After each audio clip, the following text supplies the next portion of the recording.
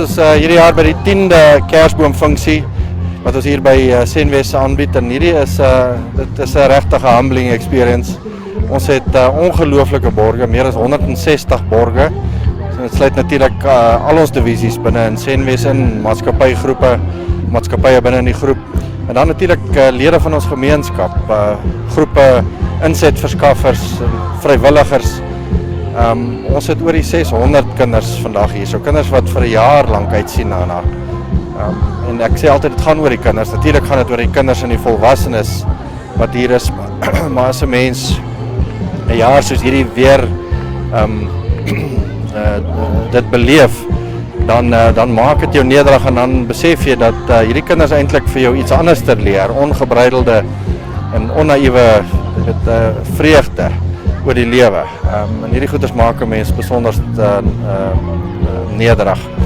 Ek wil vir Elmarie en haar hele span, sy het 'n span rondom haar wat maar die kern van hierdie funksie vorm.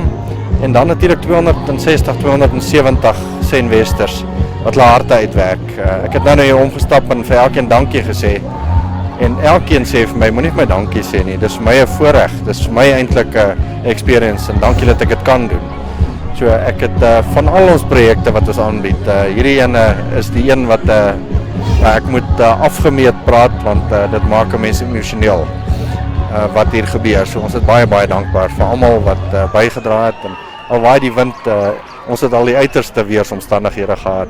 Dis elke keer besonder ondervinding. Ek is baie trots op elke Senwester wat hierby betrokke is. Is vir ons 'n wonderlike voorreg om by so iets betrokke te wees. Baie dankie.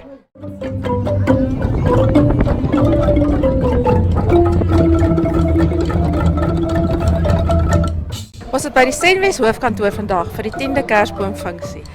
Ons borge het ons baie ondersteun, ons personeel het baie reëlings getref. Ek wil vir elkeen van die span baie dankie sê. Sonder julle kan dit net nie plaasvind nie. Elke kind, elke mens wat hier vandag is, geniet hulle self gate uit. Dankie vir die reëlings, dis uitstekend.